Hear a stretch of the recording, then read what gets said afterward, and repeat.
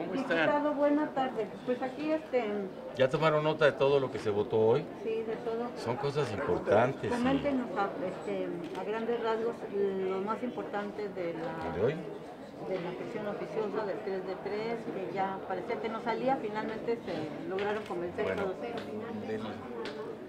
de las muchísimas iniciativas que hay en materia que se llama de igualdad sustantiva, que han promovido las legisladoras desde hace varias legislaturas, cuando menos en dos aspectos se pusieron de acuerdo prácticamente todos los grupos parlamentarios, y entonces salió una reforma al artículo 38 y el artículo 102, la importante del 38, porque lo que establece es que se suspendan los derechos ciudadanos para ocupar cargos públicos o para ser candidatos a lo que sea de los violentadores, de los homicidas y de quienes no pagan los alimentos a sus hijos o a sus padres. La sanción es muy importante, se suspende los derechos ciudadanos. Y pues el texto tiene muchas aristas, muchas repercusiones jurídicas, más o menos, unos grupos y otros se dieron hasta llegar a una redacción que contentó a todos, y ahí está, lo tienen ustedes en la reserva que finalmente votamos, que estuvo a la vista de todos ustedes. ¿Qué más se discutió hoy? Déjame preguntarles, ¿cuál es la diferencia entre suspender derechos ciudadanos y los derechos políticos? Los derechos políticos son derechos ciudadanos. Nada más los ciudadanos tienen derechos políticos, con una salvedad que se inició ahora para permitirle a los extranjeros que tengan alguna parte de los derechos políticos, como expresar libremente las ideas. También se acotó esa propuesta de una iniciativa del presidente, no se votó en los términos en que la mandó el titular del Ejecutivo, sino que se modificó una parte de su propuesta para que no se suprimiera la participación de para que no se derogara un párrafo que prohíbe totalmente la participación de los extranjeros en materia política, sino que se permita con limitaciones que marque la ley, como la libre expresión de ideas, que se consagra abiertamente en un país como México. Cualquier persona de cualquier signo, de izquierda o de derecha, en aquel extremo o en este otro, puede hablar en México libremente en los micrófonos o en cualquier otro foro. Decía la diputada Andrea que la asociación, que finalmente creo que eso también está acotado, o que simple y sencillamente no pasa. El derecho a asociación política es lo que debe limitarse por la ley, no tanto como para que pongan partidos políticos los extranjeros, desde luego que no. ¿Qué otra cosa se votó? Bueno, la reducción de la edad para diputados, para secretarios del despacho del Ejecutivo, para senadores ya está en la Constitución, a 18 y a 25, a los gobernadores se les deja como está en el 116, que son 30 años, y las constituciones de los estados podrán ocuparse de este tema. Ahí no se emitió la reforma constitucional que aprobamos. En el caso de ese dictamen, perdón, diputado, solo para aclarar, ¿cómo quedó la cuestión de los funcionarios? ¿Se supone que es a funcionarios federales? ¿A qué tipo de funcionarios y cuál es la edad mínima? Porque sabemos la de diputados fue a 18, la de senadores a 21. Pero no, la de senadores 25. 25, perdón. No se tocó. Y los secretarios del despacho, los secretarios del presidente de la República, 25 años, igual que los senadores. Bajan de 30 a 25. Igual que los senadores, eso fue la propuesta. Estos son dictámenes que van para el Pleno, y de aquí a la Cámara de Senadores todavía tienen un largo trecho de discusión pública para las siguientes semanas y meses. ¿Cuál otro? Bueno, pues la reforma 33 de la que ya comentamos. ¿Cuál otro? Una reforma a la Constitución, al artículo 73, para darle facultades al Congreso para que pueda legislar en materia de ordenación del desarrollo urbano en las zonas metropolitanas, porque cada vez hay zonas metropolitanas más grandes en México que interesan a varios municipios del mismo estado o de diferentes estados. El Valle de México es un gran ejemplo de ello. Aquí sí hay una ley que regula el desarrollo metropolitano, pero en otras partes del país, ya son muchos los ejemplos, no. Esto va para allá, obliga a estados y a municipios a coordinarse con la Federación para el tema. Y el último es una figura que se agrega de un delito más al artículo 19 constitucional. Aquí está en medio de una gran polémica entre los defensores a ultranza de los derechos humanos, seguidores de la Corte Interamericana que nos sugieren ajustar esos textos. Hay ministros de la Corte que se sintieron autorizados para derogar la Constitución. Bueno, nada de eso. ¿Qué sucede? Que el artículo 19 se conserva como está, que hay un catálogo de delitos que se consideran muy importantes para el funcionamiento de la seguridad nacional, de la seguridad pública del país, de la relación bilateral con los Estados Unidos o con los países centroamericanos, y que pues agrega, repito, un delito más, que es el tráfico ilegal de armas de fuego, junto con las que están ya prohibidas para uso exclusivo del ejército, y las demás figuras que están ahí en ese artículo 19. Es derechos humanos frente a las razones de Estado traducidas en la seguridad nacional. Esto abona al discurso que ha dado el secretario de Relaciones Exteriores respecto, al problema de tráfico ilícito de armas en nuestro país, y se mantiene, la aportación de armas exclusivas del ejército también en este apartado, ¿no? Este es tráfico ilegal de armas, no exportación, eso ya está previsto. Este ya estaba, ¿no? Esta modificación es un recurso más para la política del Estado mexicano frente a los norteamericanos. Miren lo que estamos haciendo, estableciendo una restricción muy dura para los delincuentes que trafican con las armas. Ustedes norteamericanos, ¿qué están haciendo al respecto? ¿Las penalidades se tocaron aquí o cómo? No, nada más es reforma constitucional. No es reforma al Código Penal ni nada.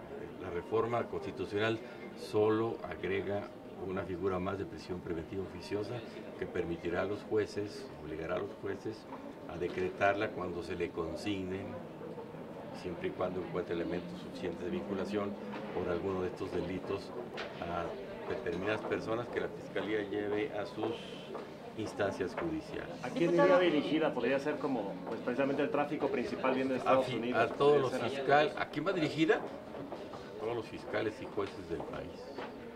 Pero en particular la aplicación...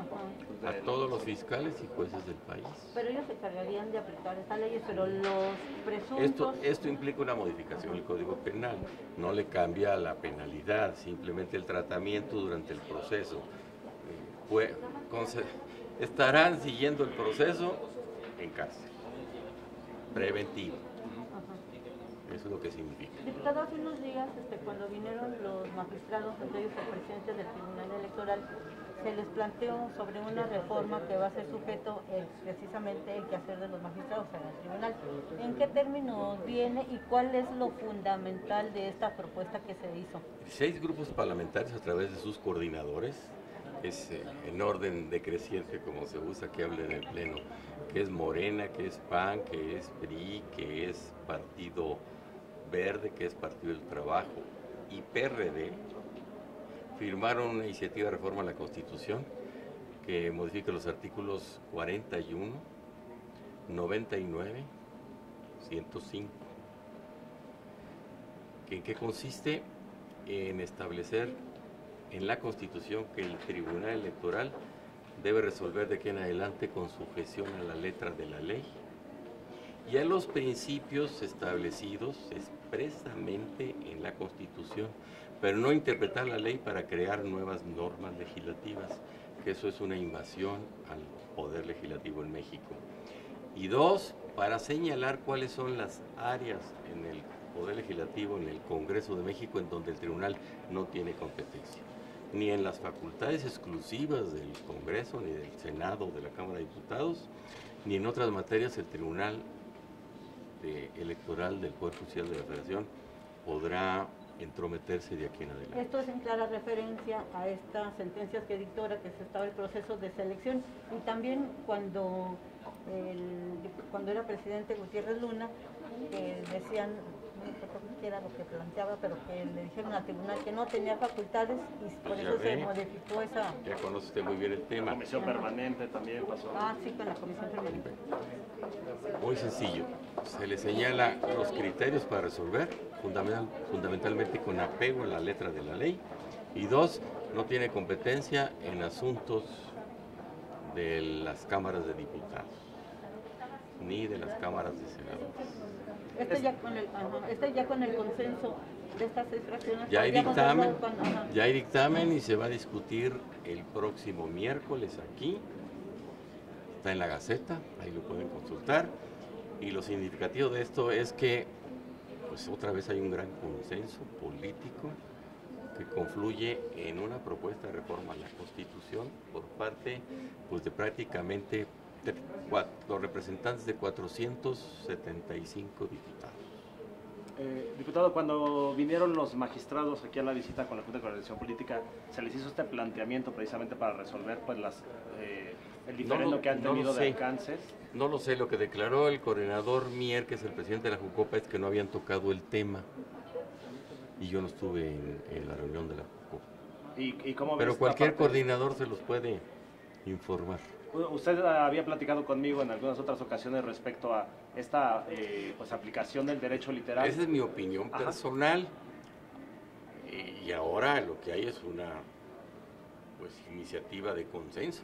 Pero esta sería la vía para terminar ya con estas tensiones que se han hablado entre las Pues sí, ya facultades de uno y otro. contra la reforma constitucional no hay ningún recurso, ninguno, ni la Corte puede modificar una reforma constitucional.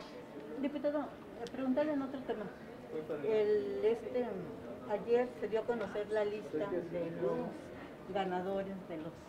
No, de los 20, seleccionados bueno, para ganaron en su lugar 20. los últimos 20 para Ajá. participar en las quintetas. Entonces, que me explicara, por favor, en caso de que no se logre la mayoría calificada, aquí en el Pleno Camaral se va a insacular y después... Esa es una posibilidad. A ver, alguna vez lo comentamos. Hay 20 a propuesta del comité seleccionador. De esos están distribuidos en 4 quintetas. Una de ellas, formada por puras mujeres, están las candidatas a ser la próxima presidenta del Consejo General del Instituto Nacional Electoral. En las otras 3 saldrá un consejero o una consejera para emparejar con paridad de género los números de integrantes entre hombres y mujeres del INE, para que sean 5 hombres, 5 mujeres, además de la presidenta. ¿Qué marca el procedimiento? Pues es la Constitución, la que dice que de esas quintetas los integrantes de la Jucopo deben conducir, inducir, proponer consensos para lograr que alguno de cada una de esas quintetas pueda recibir la votación calificada y así presentarse en el Pleno y por votación resultar electos consejeros o presidenta del próximo INE. Si no fuera así, entonces la propia Constitución prevé que se acuda al procedimiento de insaculación, a la suerte entre cada quinteta. Lo puede hacer la Cámara de Diputados si tiene un plazo para hacerlo. Si no lo hiciera en ese plazo, por alguna razón, porque se atraviese la Semana Santa, o porque no haya quórum, o por cualquier causa, entonces de manera extraordinaria la Suprema Corte hace el procedimiento de insaculación y la Suprema Corte les tomaría la protesta si fuera el caso. Haciendo un plan con maña, digamos que se salen PAN, PRI, PRD y MC, que no están de acuerdo en esto, inmediatamente ya se turnaría a la Yo Suprema no Corte. conozco ni avisor un plan con maña, ¿eh? ¿No? No. No, si llegara a la Suprema Corte,